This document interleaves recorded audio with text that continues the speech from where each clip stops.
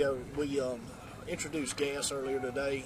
At that time, I think 4 shots were fired at the officers that were introducing the tear gas, the SWAT team.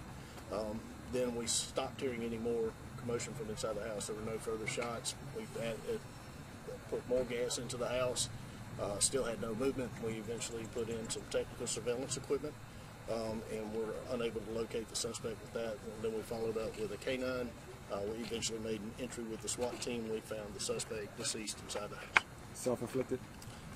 It's going to have to be an autopsy, but no apparent gunshot wound yet. Okay. Do you know what started this incident? Do not. It's under investigation. Earlier today, we responded to 1 shot. This was going to be the primary suspect in that shooting. And when the officers went to make contact with him, we opened fire on the officers, and that's what started the standoff today. Do you know how the victim is doing at this point? I do not. I know that the victim was transported, and of course, they suffered at least 1 gunshot wound to the face. What did you communicate with the suspect to try to get him out? The suspect had turned off his cell phone. We used a public address system, bullhorns, and we're trying to get him to talk to us. The only response that we got was come get me. And were you also, he said that verbally to you? Yes. When was that? That was earlier when you saw the SWAT team move in. And, I'm sorry, was anybody else inside? No, there was no one else inside. Were any shots fired by police? No. All shots came from... All shots came from the suspect. All right. And most of the bangs, we heard about a lot of bangs. So the tear gas and... That's tear gas that y'all were hearing. We were deploying tear gas at that time.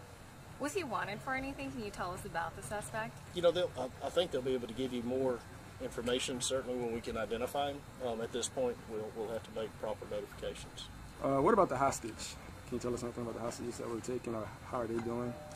The hostage was released shortly after being taken, and so we were able to get the hostage out of there, and they seemed upset, certainly, but okay, unharmed. Only how many? 1? Only 1.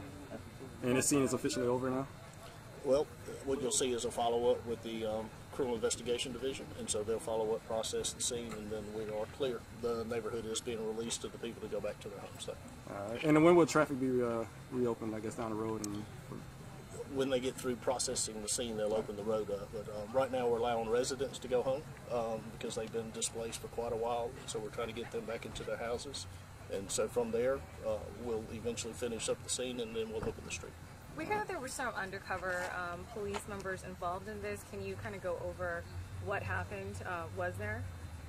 No, this was a regular uniform patrol response to 1 shot, and then we ended up, of course, with the officers that responded to try to make contact with the suspect in this case. Were fired upon. Okay, and tactical was called. And then SWAT was called. Okay.